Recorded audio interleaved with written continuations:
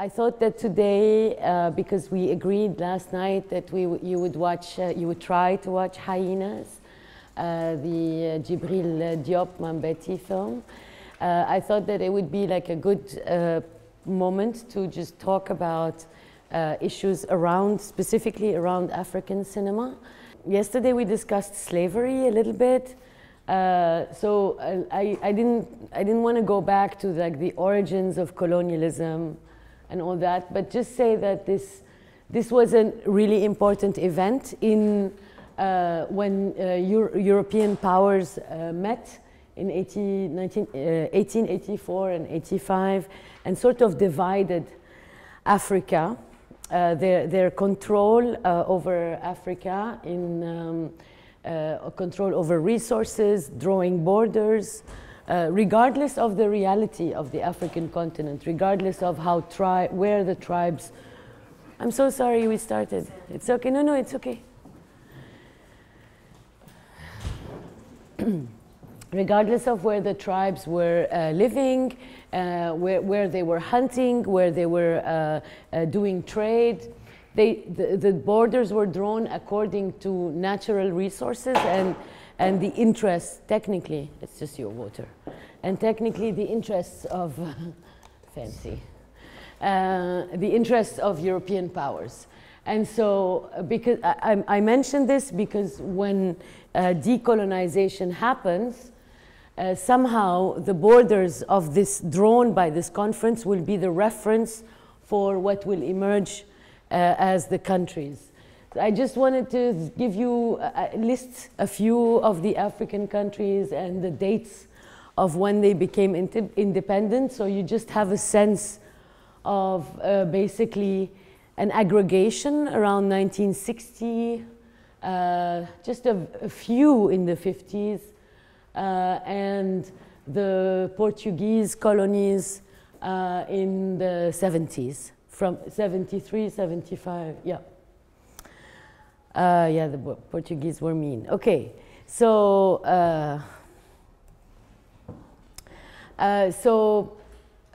what I mean, why would I do this? As I mentioned yesterday, so the countries become independent. They become independent, and there is a legacy of representations about them that is not made by them and that does not conform to their own aspirations, that erases their history, that erases their languages, cultural traditions, that basically speaks to a history of representation of European traditions. That's one.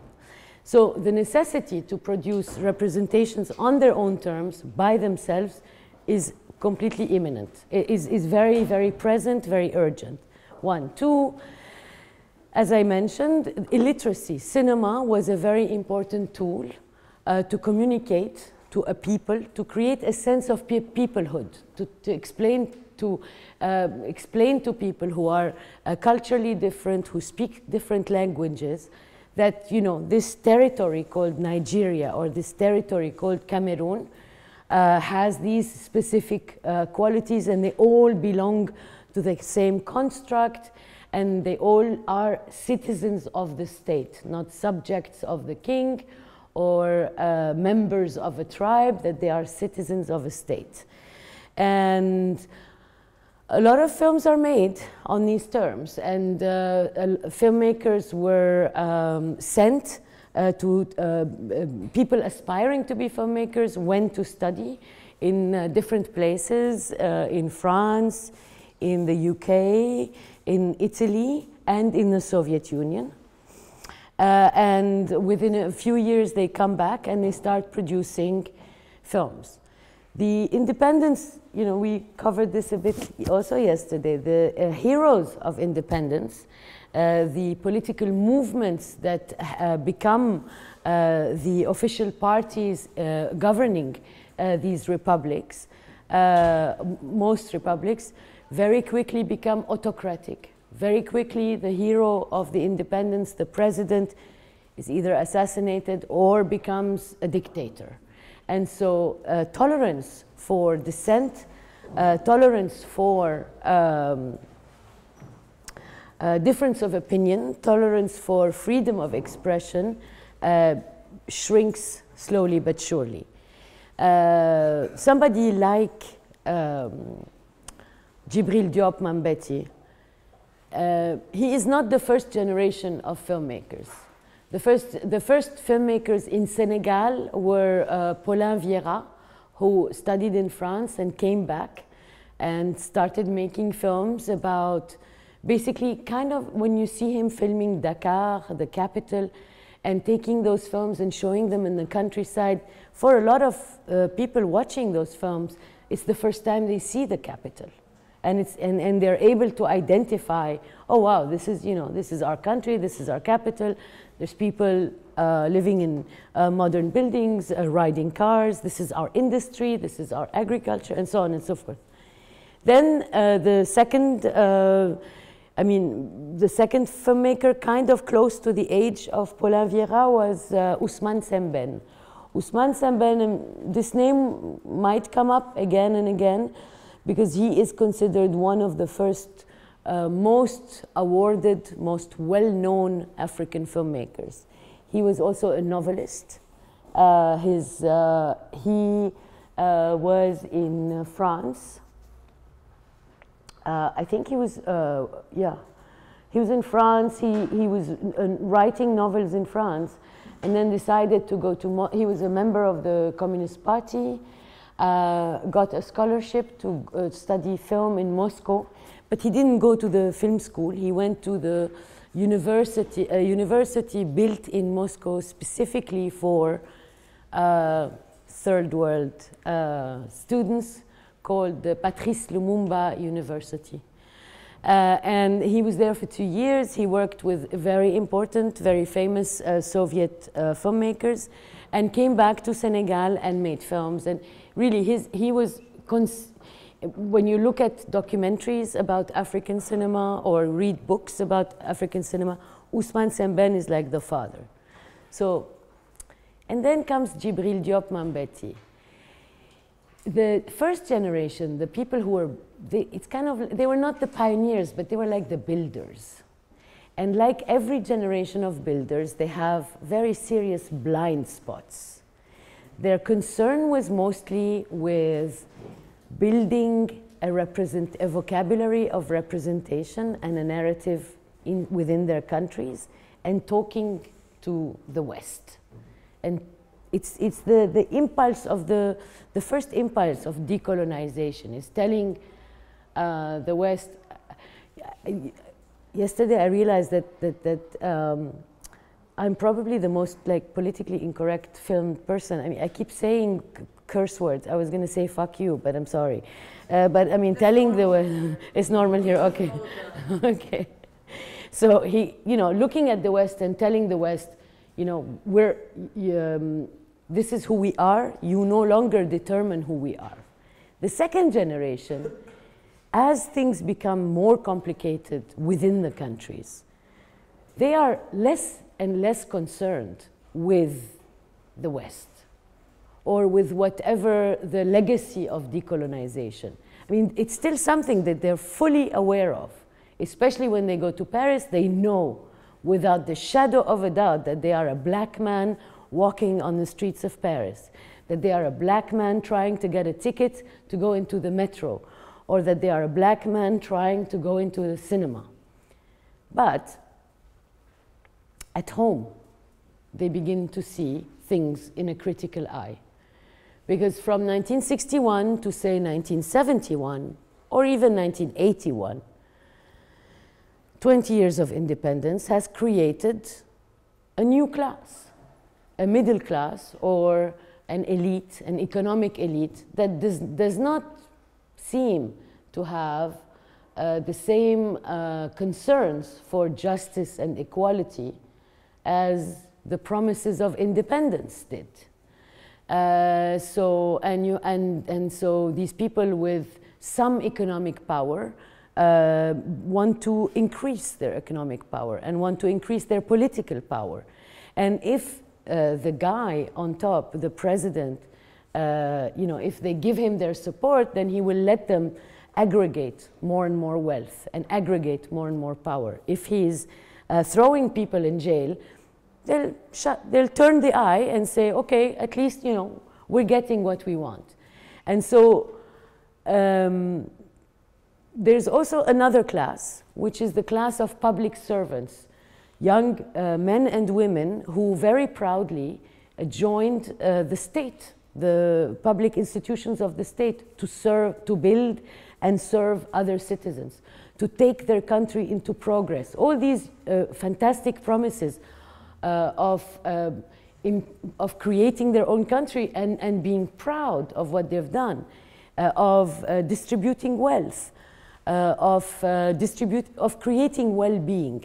This class of public servants, which have a basic social security, some of them remain loyal to the ideals of the republic, of the state, and others are corruptible.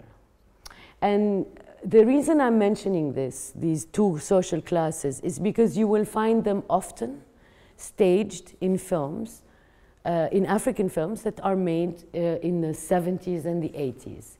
And often the films, the dramaturgy, will confront the individual, the everyday man, with these people who have gotten wealthy, and most of the time their wealth is illegitimate, and the outcome, the result of nepotism and corruption. Djibril, in Hyenas, you see this. But in Hyenas, Djibril does something else. He brings in this idea of the African who has emigrated and returns. And in Hyenas, she is a woman, which is kind of, you know, it's not usual. And she's a woman who worked as a prostitute, who says, you know, I've come back from toiling in Europe, from working very hard in Europe. What were you doing in Europe? I was a whore, she says. And of course, it's all the beauty of his work and of his film practice is that he's able to create this world that is between the fantastical and the very real. The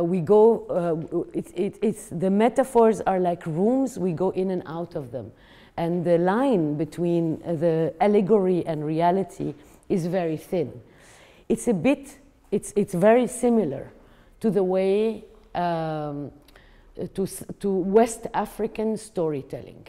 And that's another thing that is kind of typical of this second generation of African filmmakers. They're not ashamed of their history.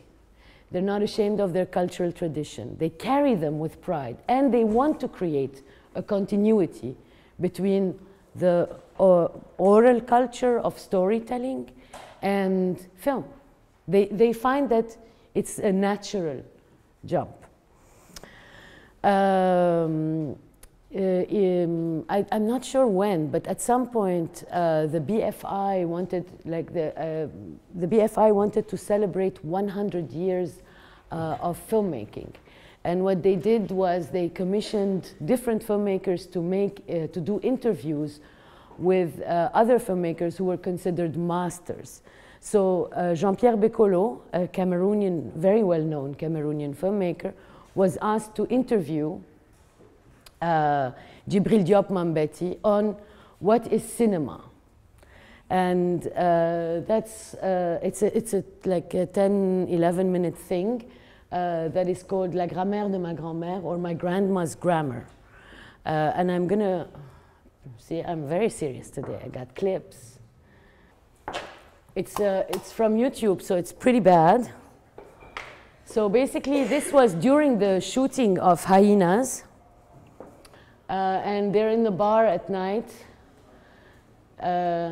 My God, it's really bad.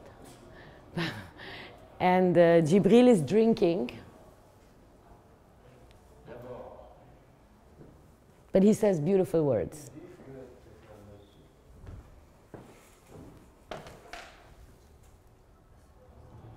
Pour moi, c'est une grand-mère. Une grand-mère qui sait raconter des histoires. toutes les grand-mères au clair de lune. Ça peut être aussi une autre grand-mère. La grand-mère qui veut qu'on dise ceci comme ça, comme ça, comme ça, comme ça, comme ça. Mais grand-mère elle-même permet qu'on soit une grand-mère. Cela veut dire le ABC qu'on apprend à l'école cinématographique peut être absolument censuré. Et grand-mère, elle veut qu'à chaque fois on réinvente la grand-mère. Grand-mère, elle veut qu'à chaque fois on commence l'histoire d'une autre façon.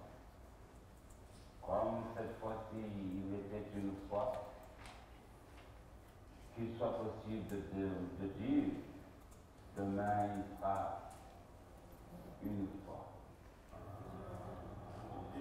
Comme j'ai rencontré le vin, une sorte de désir d'ivresse, d'au-delà. Quand j'étais tout petit,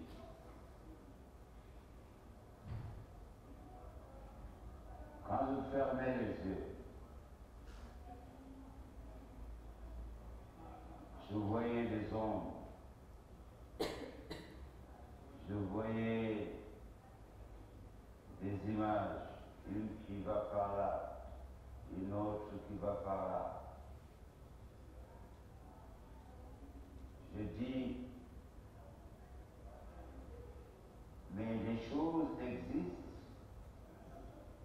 au-delà de ce que je vois.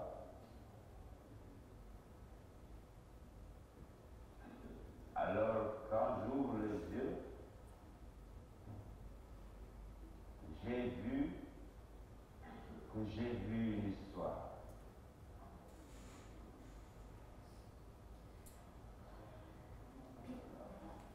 J'ai vu la nécessité de prolonger le rêve.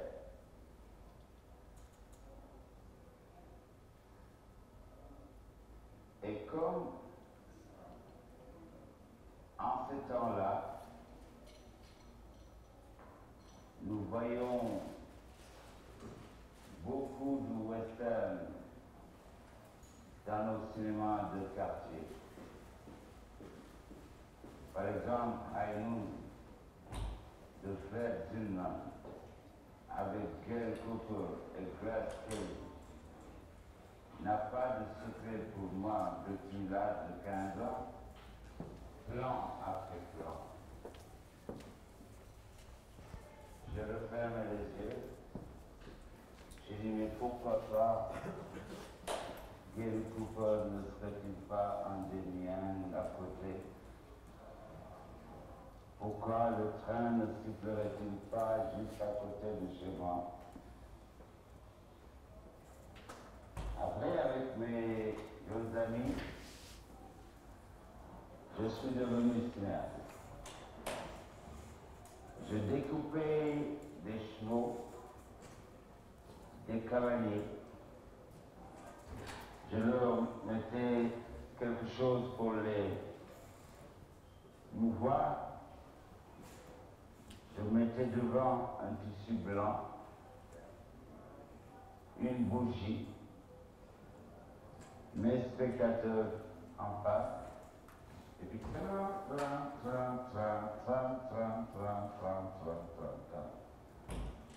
and the cinema was over. Des rapports très changeants. Parce que le train ne siffle pas toujours 3 fois. Des fois, j'ai l'impression qu'il siffle trop, mais pas assez. Je trouve qu'elle me raconte toujours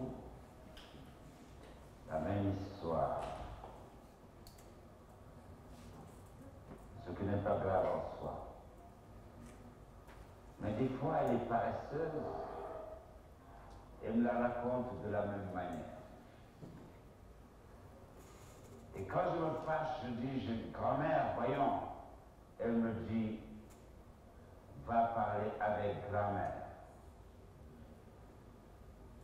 Elle me dit, casse-lui la gueule. Parce que tout cet espace t'appartient, mon petit-fils. Comme Don Gomas disait dans Cid, va, vole et me venge. Nous avons de beaux rapports conflictuels, mais beaux. Il m'a demandé, grand-mère, de toujours réinventer son discours, de toujours le recréer pour sa propre pérennité. C'est pour ça que je ne serai jamais un professionnel.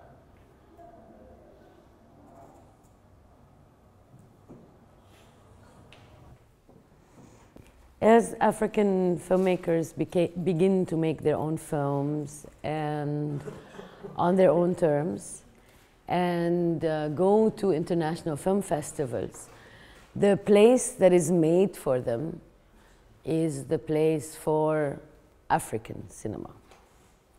It is not the place for cinema. Somehow the French, the Italian, the Germans are able to make cinema, and most other people make the cinema that is attached to where they come from. And so surreptitiously this question becomes very prominent in the consciousness of African filmmakers. What I'm saying is true for poetry, for literature. In literature, the complication is about language. When African writers decide to write in English or in French, then it's the language of the colonizer. And there's a very well-known Algerian writer who said, I write in French because it's my war trophy, butin de guerre. So there is an act of appropriation. But with cinema, because cinema is yet younger, there is also, there is a sense of appropriation, but also because the history of cinema is still young. African filmmakers feel that they have a right to reinvent cinema and define it. I wanted to show you more of Djibril because he's such an accomplished filmmaker, because he's somebody who never really theorized. And Djibril, like a lot of filmmakers at that time, what I'm saying for his case in Senegal applies to a lot of filmmakers in Morocco, in Algeria, in Egypt, in Tunisia. At that time, maybe it was the case here, but at that time, the fields, the artistic fields, were in almost, they were in a beautiful conversation. The art directors were also, or people who did set design for films were also artists, were painters. Films are often adapted from novels, and the novelist is the same age as the filmmaker, and they see each other in social spaces often, if not all the time. Films are also adapted from poems. So in the case of Djibril, for example, in the case of Hyenas, the person who made the music, the score and the sound design was his brother, Wassis Diop. Wassis is still alive, lives in Paris, still makes music. One of the important characters, actors in the film, is an incredible Senegalese artist called Issa Samb, or Joe Wakam. Names are also something beautiful in contemporary Africa, because people change their names according to a moment or what they are doing. Issa Samb died actually this year, in the month of June.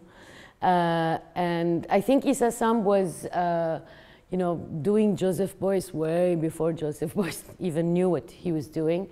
But he and a group of artists are extremely well known as the Laboratoire Agitar in Dakar. And if you Google them, you will find the history of what they were doing. I'm just signaling these people because they are within the film, and they are part of the aesthetic and the poetics that feed the cinema, the cinematic practice.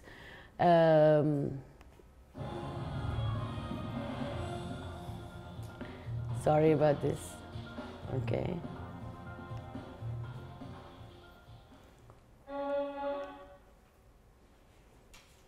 Okay.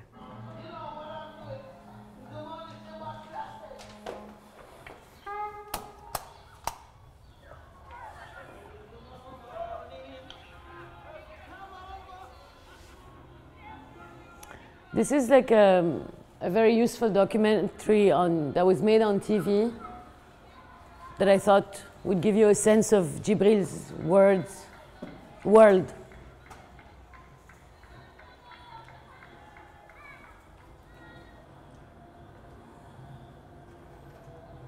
Celui-là, c'est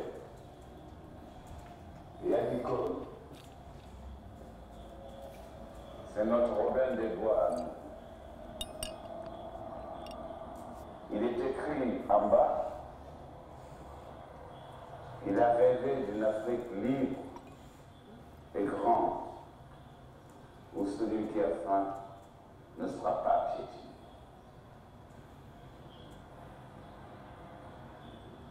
Il a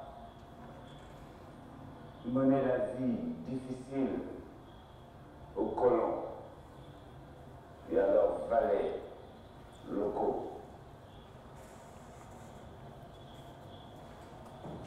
Par son charisme, il venait, quand nous étions hauts comme ça, devant les salles de cinéma où nous n'entendions que des rumeurs, il faisait ouvrir les portes et nous entrions au cinéma. Je lui dois ma présence ici. Donc, je vous le représente.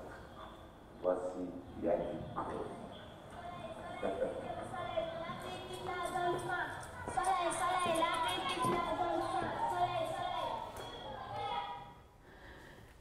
This is an excerpt from the film that Djibril made after Hyenas. He actually started doing a series called Histoire de Petites Gens, stories of little people or everyday people, and they were incredible because what they were doing is basically he was setting up fictional stories within real life. And he worked with one or two actors, but basically he used people in the community to enact roles. He would tell them, this is the script, this is the story, and he made these short films. The first one was called Le Franc, and this is an excerpt from La Petite Fille qui vendait le soleil, the little girl who sold the sun. Le Soleil is a newspaper in Senegal, and he played on this idea, an absurdist title, but also a title excerpt from the real life of Senegalese. This is an excerpt from Le Franc, but I wanted to show you this. This is.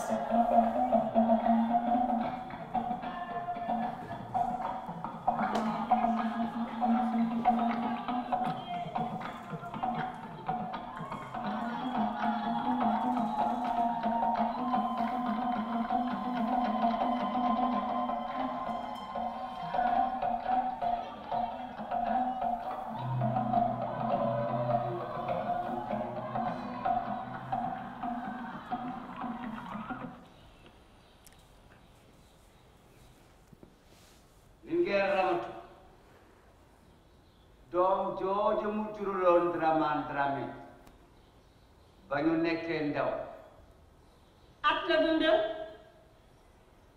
di ngeen ramatu moom ci boppam nag lu ma mujjee di cagatu Taking up.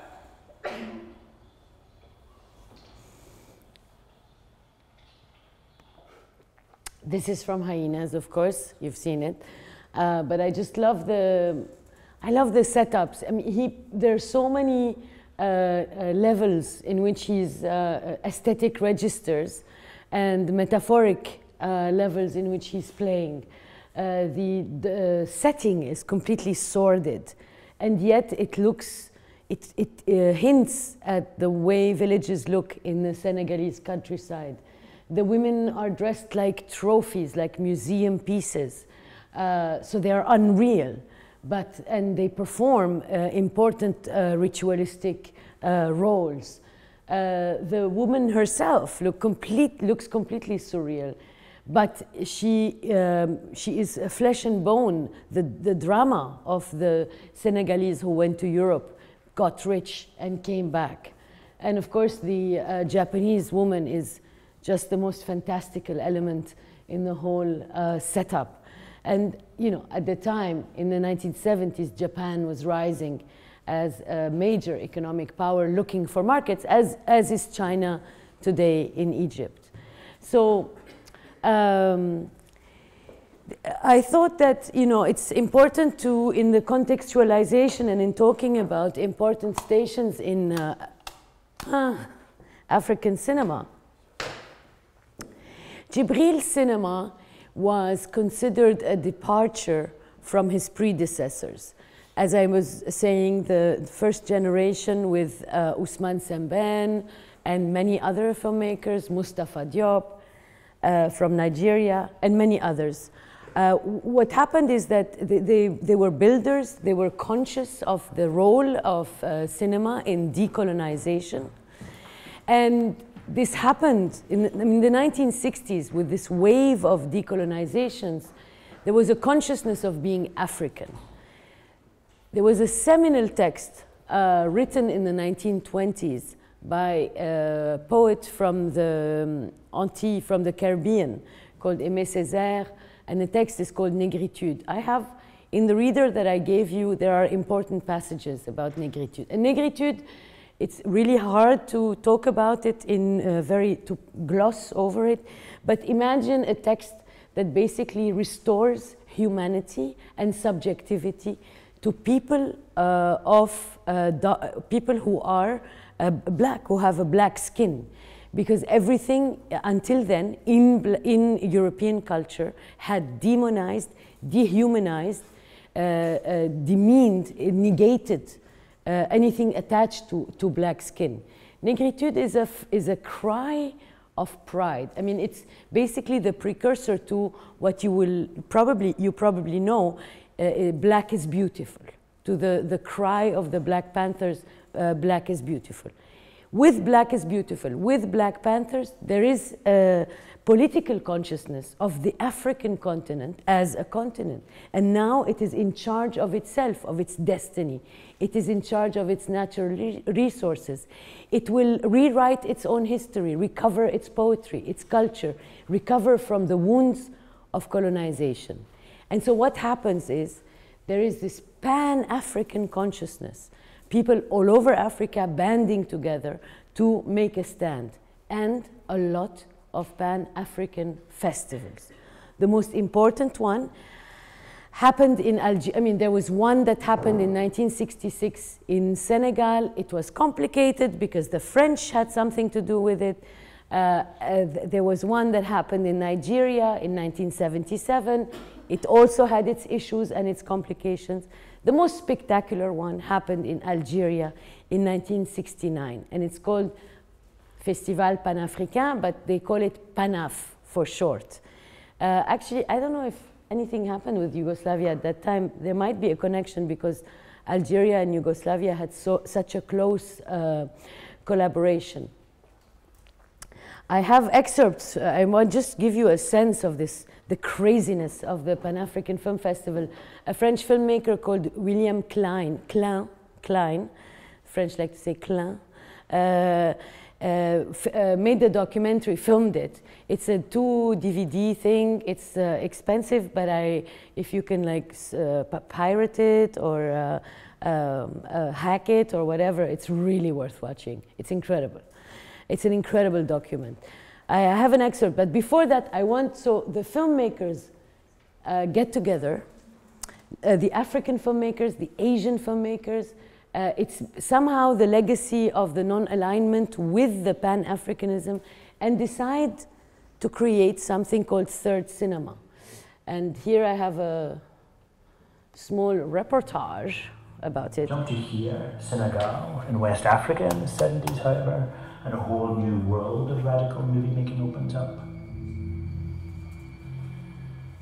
A manifesto called Towards a Third Cinema, Notes and Experiences for the Development of a Cinema of Liberation in the Third World, by South Americans Fernando Solanas and Octavio Gaetano, angrily criticized cinema for always having been a commodity. They argue that this great collective medium should fight poverty and oppression. The manifesto had a huge impact.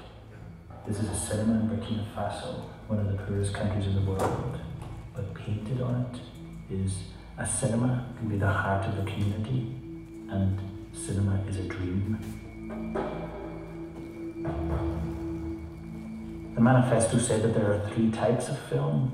The first, made mostly in Hollywood, is the commercial entertainment, the bauble.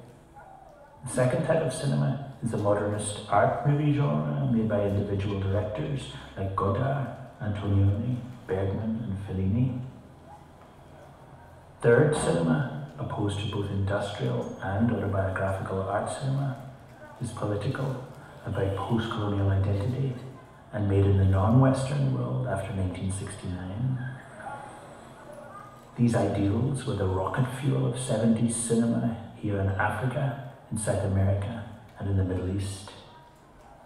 In Burkina Faso today, for example, these people aren't going to a football match. They're going to the opening of a film festival in their tens of thousands. Burkinabe filmmaker Gaston Cabaret believes that making films is crucial to people's identities. If we continue consuming the images coming from abroad, telling the stories of other people, it might be interesting at the beginning, but slowly we are going to lose our own way of looking at reality. As we've seen, there have been Arab filmmaking in Egypt since the 30s. And this famous moment in The Black Girl, a boy removes a mask and looks hauntingly into the eyes of the audience, was the bold start of black feature filmmaking in Africa in the 60s. But scenes like this, Tarzan's scrubbed clean white family having breakfast in a fantasy jungle, were still the most popular movie images of Africa. In West Africa in the 70s, third cinema movies about identity were on a roll too, where Scorsese and Coppola and the rest were kicking down the doors of Hollywood.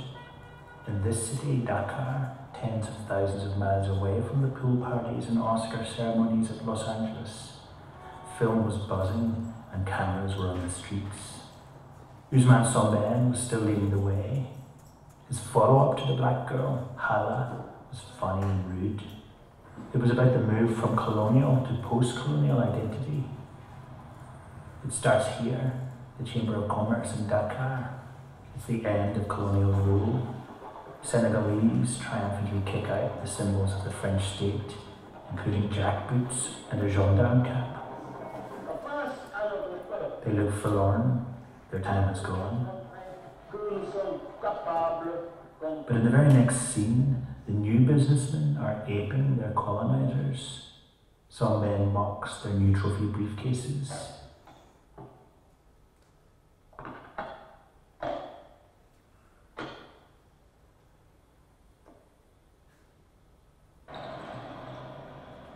One of the businessmen has his car washed in Evian.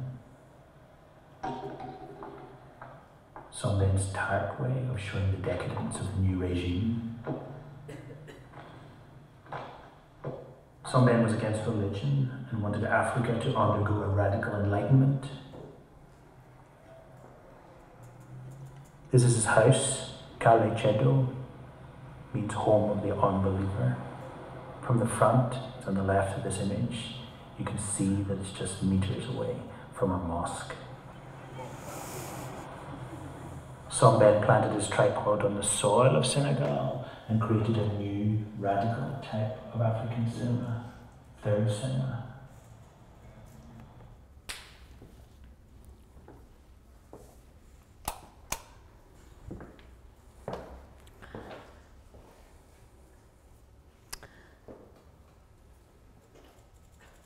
And this is footage from the Pan-African Cultural Festival in Algeria. It's super loud. Sorry.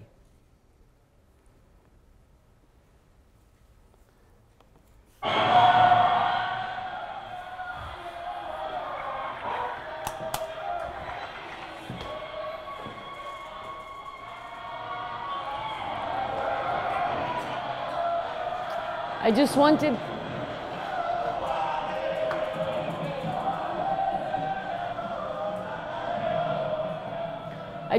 to give you a sense of the scale of the festival. Nations, countries sent delegations. And people were dancing in the streets, performing in the street. It was insane, I think. It was incredible. It was really like something that memorable. The Black Panthers were represented, political liberation movements, people from Miriam Makeba from South Africa, and of course South Africa was under the apartheid regime at the time, so she was being hosted in free African countries as a political exile. She gave an incredible concert. I don't think I have the, but I mean, we should really look it up. There's bits and pieces on YouTube. It's quite spectacular. And after this, so 1969, the Pan-African Film Festival, the manifesto of Third Cinema, and then so this is the height of this moment of African pride. And then slowly comes the disenchantment. So what I wanted to do again, because I'm not being chronological as I was not being yesterday, there's a film that is playing at the film festival now, the Oturski Film Festival going on. It's really one of my favorite films of the year. It's called Félicité, and it's by a Senegalese filmmaker called Alain Gomis. It's set in Kinshasa, in Congo, and it's shot there, and the actors are non-professional. I wasn't sure when Vladimir invited me to prepare this. I wasn't sure whether the film was going to be in the festival, so it's on the server, so you can watch it, but it's really nice to see it on a big screen. And Alain is one of the most accomplished contemporary African filmmakers, and he is also another. He carries the legacy of Third Cinema, of Semben, of Djibril, and he takes things to another place, to a very relevant place. The difference between one of the main differences between Ousmane Sembène and Djibril Mambéty was that Ousmane wanted that the funding and the production of his films be African, set in Africa. But as the Senghor government and as other governments became less and less tolerant, it became practically impossible to do this. Djibril had no problem finding funding all over. And part of this, at the beginning of Hyenas, you probably saw the names of two producers. One is Swiss and the other is French. For Djibril, finding the funds was a strategy. It was not a political position. With Alain Gomis, so the contemporary generation, Alain was, I'm not sure whether he was born in Paris. I think he was born in Paris, in the suburbs. His father is, and that's really like a typical contemporary African story. Father is from Guinea-Bissau and went to Senegal to find work. Worked in Senegal, then went to France to find work. And it's kind of the trail of economic, the looking for economic opportunities. So Alain was born in France, studied art history, was very interested in music and in film, and then ended up making films. Félicité is his fourth film. The previous one won many, it was called Tay aujourd'hui, won many, many awards. This one did as well. I thought that it would be interesting to show you the clip from the press conference, and then I have other small clips about Alain because he talks about his relationship to cinema. And I just wanted to contrast it with Djibril. And we'll take a break soon if you guys need a break.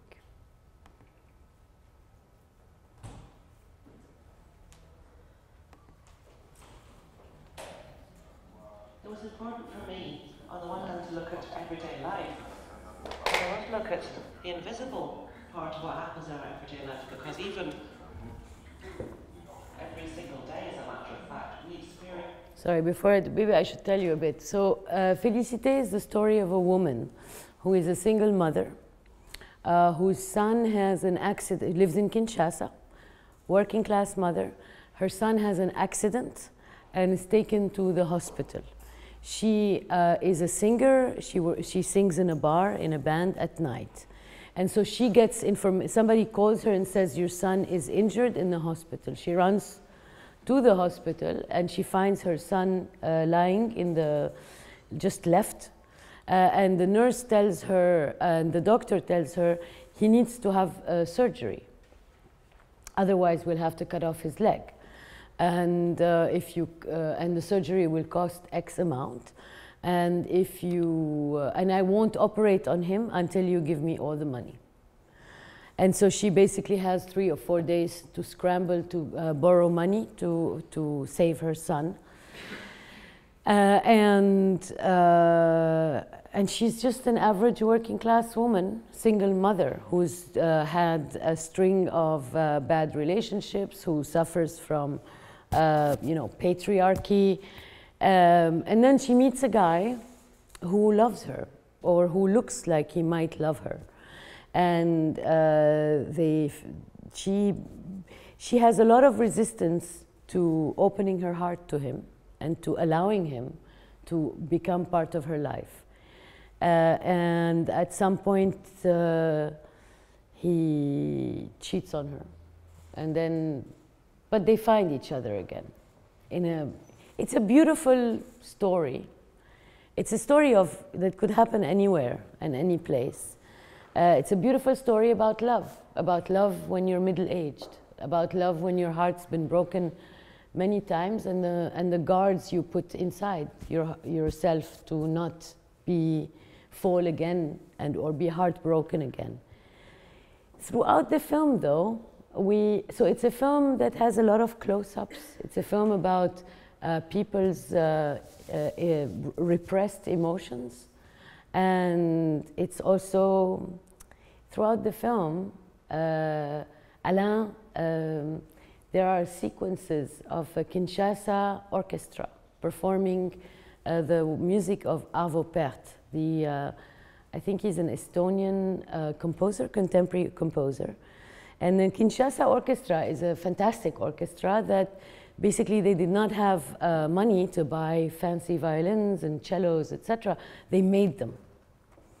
They made their own instruments. And the beauty of the film is that, it destroys all, first of all, love stories like that are supposed to belong only to Austrian and German cinema, right? Like in Kinshasa, a working class woman having reticence because she wants to protect herself from a heartbreak. That's not an African story, one. Two, Northern contemporary music is not supposed to belong in the poetic sphere of the African continent. The film is really incredible. I really hope you see it, and I really hope you see it on the big screen, not on the server, but you know that you have it. Tangible terms, and we're not, for example, but what's really happens elsewhere within us. Cinema, music, painting, they unfold in those places, in those immaterial places. That's where our life really unfolds. And so it was important for me to try to enter into that space. And that is really where the film takes shape for me. Symphonic orchestra. They represented, for me, a possibility of reconciliation, but also something very down to earth as well. So, in a sense, that like an ancient heart in the film, narrating the film on a different level and establishing some distance. For me, it wasn't about creating a film about Kinshasa as such. I wanted to say, we're telling a story, we're engaged in storytelling about characters, and these characters had a great beauty to them. They were almost mythical figures, and so I wanted the orchestra to be like a beating heart. It was important for me to make sure this wasn't just some kind of sociological study.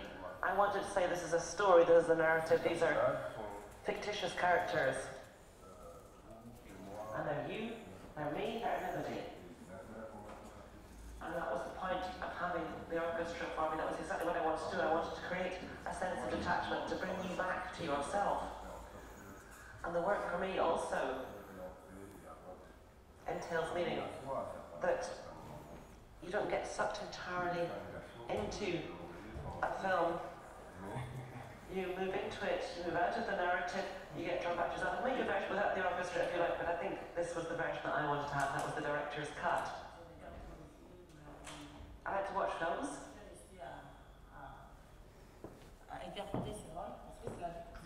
And I managed to act this role because it really is our daily life in Kinshasa. That's what happens. We're there, we are, we see what's happening.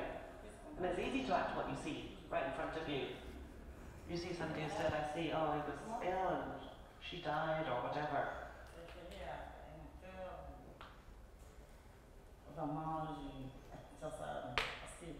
I don't have theatrical experience, certainly, because film and theatre wasn't my thing at all previously. So I really interpreted it, I acted it out in terms of daily life, what we live, what we experience every day. And I'm very debut. Okay, I'm going to show you the trailer. Do I have it? No.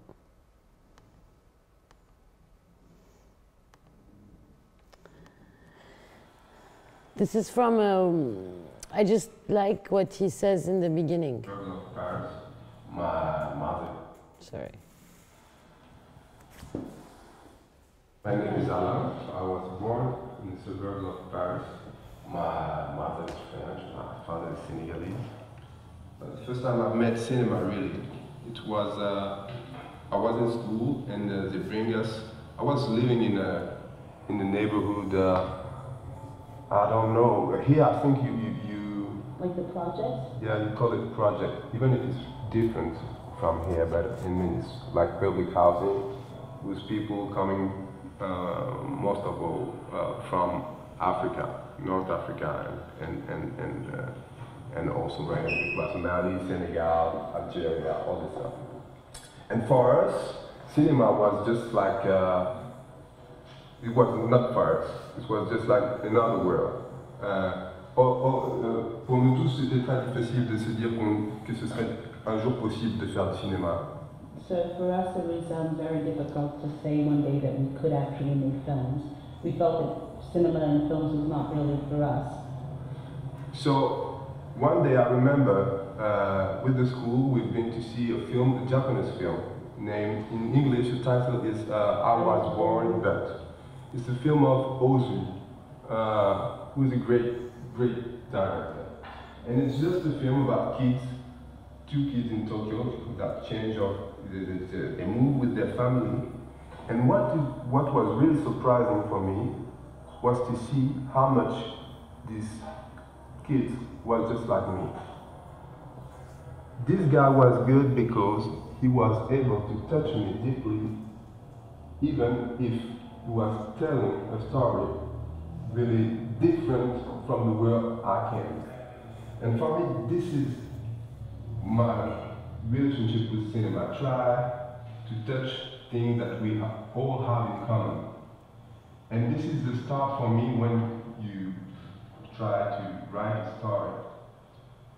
Is try to reach a point where everybody can understand each other. There are things that we all know, like fear, shame, like to be angry, to be all this stuff. Even if we were living in different. Okay, I mean, it's just this part. I mean, for me, it's interesting. It's really interesting that the first film that Alain Gomis, French African filmmaker, sees is a Japanese film, and it's of course by a master of Japanese cinema, Ozu. If you have not seen the films, I highly recommend that you see them.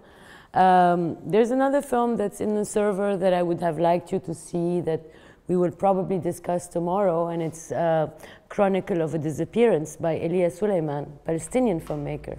And Elia is deeply influenced by Ozu as well.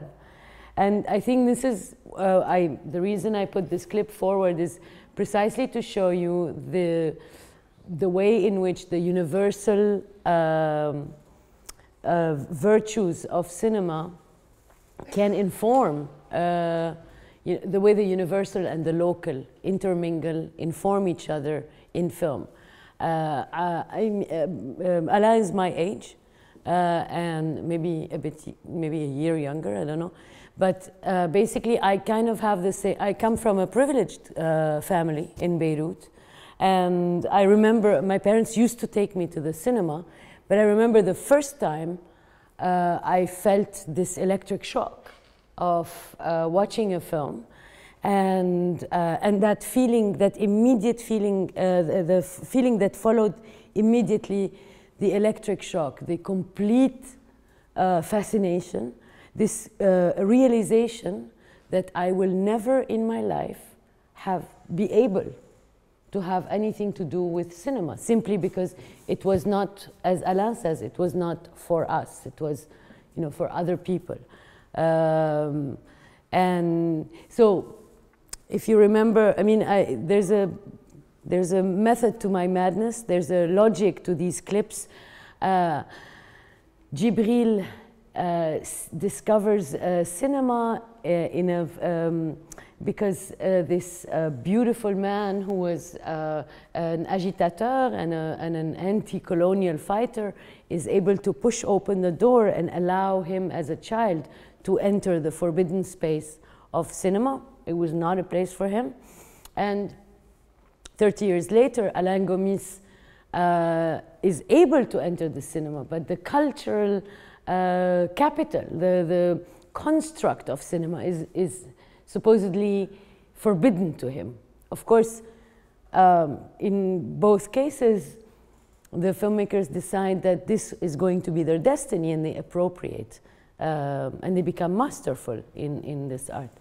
I think maybe this is the right time to take a break. Félicité received funding from Senegal, from Gabon, from Lebanon, from France, from Germany. So the co-productions become very multinational. And it's actually, I mean, considering what it looks like, it's actually a low-budget film. And the same with Philippe. Philippe wrote this film, Run, and it did its premiere in Cannes at the Certains Regards section. The clip I want to show you is perhaps one of my favorite scenes in that film, and it's a scene that stayed with me because this idea of the metaphoric and the allegorical language goes a step goes in a really wonderful place. So Run is a story of a guy, a young man who is a patriot, who lives in Ivory Coast, and who is taken into a political movement that wants to change Côte d'Ivoire, fight corruption, reinstate justice, proper development, you know, the stuff that good political democratic parties promise to do. And of course, the political party has to go underground. Then it begins to, it decides that it will fight for power not through elections, but through armed struggle. And this young man becomes a soldier, a fighter. He's trained. And already the military training is not like the kind of military training that you see with the wars of liberation, wars of independence. There are chemicals, there are drugs involved. The way they train is through the discourse. Becomes very quickly a discourse of identity, ethnic identity. And it's a discourse of hate. And it's a discourse of victimization. It's a discourse of chauvinism. And this young man finally is mobilized to go assassinate the prime minister. And he does, and he dresses like a madman, he dresses like a homeless person, a madman, and he is given a gun, and he walks into a church service, and he shoots the prime minister, and then he runs away.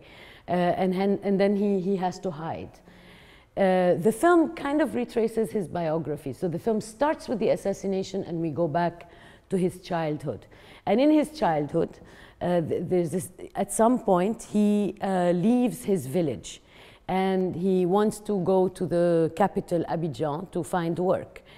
And on the way, he's in survival mode, and he takes the bus, and he meets this woman on the bus, and her job as a performer is to eat. She can eat, she just eats.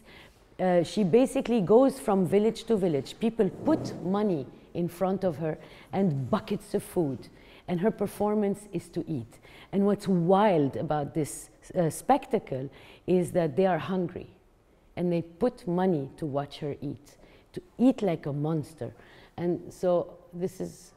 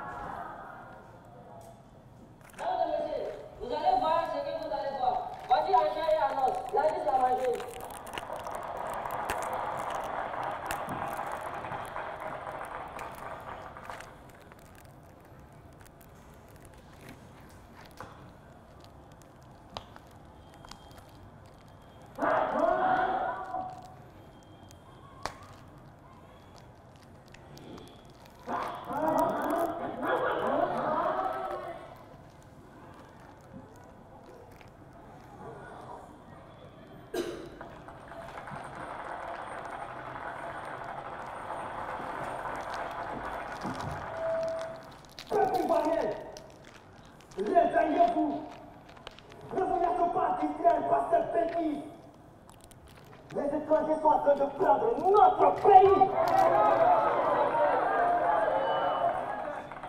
Nous, on n'est pas là pour l'argent, on est là pour libérer la Côte d'Ivoire.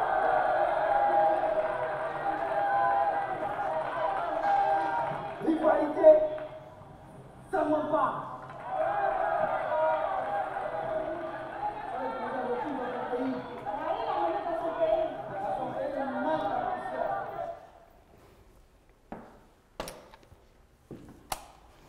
So this is the scene where basically she's trying to perform, that she's eating, and this guy from the patriotic movement grabs the opportunity, grabs the microphone, and eventually enlists this young man to become the soldier. I just like the idea of a woman eating for a performance, and I thought it was just a beautiful metaphor to share with you. Philippe Lacote comes from a group, a community, a collective of artists in Abidjan that live in a kind of a dodgy neighborhood called Ouassakara. And they are actors, they're screenwriters, they're cinematographers, sound, musicians, dancers. I met him when I discovered his first film, which is called Burn It Up Jassa, or Le Jassa a pris feu. And basically, it's a very funny film. It was made for, yesterday there was, maybe it was Sabi who was here. And so basically this was a 10,000 euro film that, that basically made it to Toronto and then to Berlin, won I don't know how many awards. The film was written and shot in 10 days. And everybody, they were shooting scenes during the day and writing at night and shooting the next day. The film is basically a story of two brothers. One is a policeman, the other is fending to make a living. The elder brother, the policeman, tries to keep his brother from being seduced by the gangs in Ouassakara.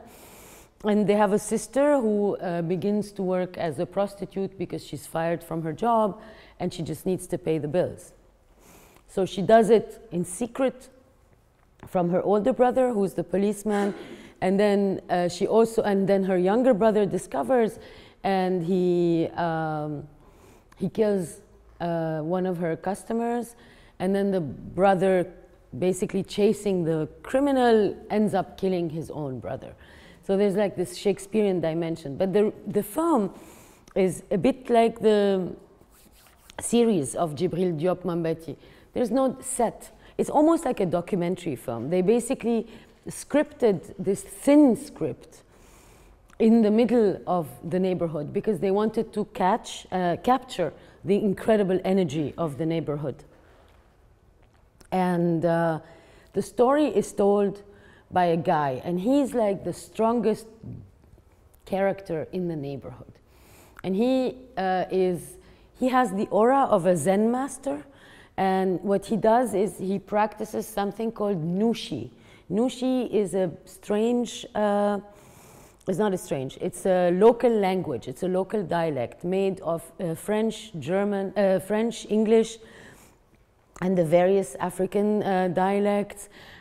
He's very inspired from Bruce Lee, and when he tells the story, he performs, he dances. I don't have the film, but I have a trailer. You'll see him.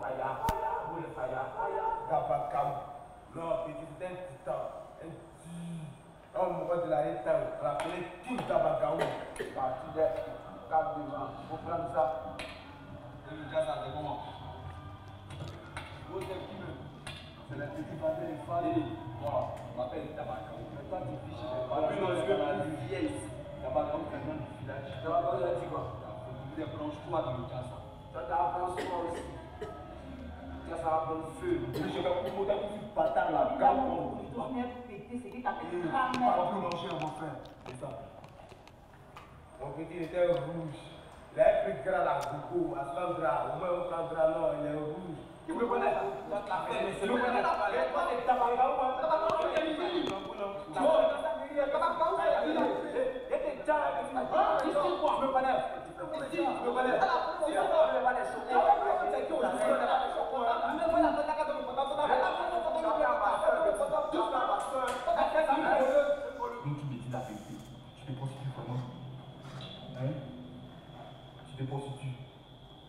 Pourquoi tu voulais poser le boulot quelque part?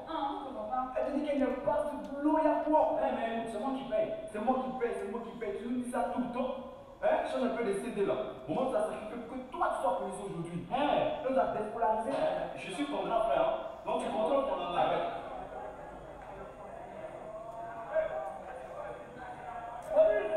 Ça sonne le coup. On te regarde. Fais déjà ça, petit feu. Fais déjà ça, petit feu. On te regarde, fais déjà ça.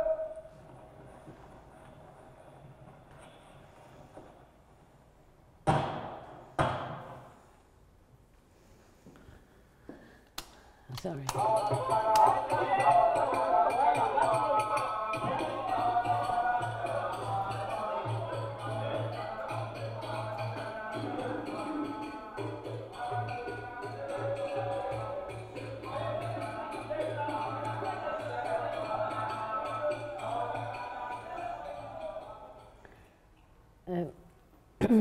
I mean, you really get a sense of the neighborhood. You really get a sense of the characters.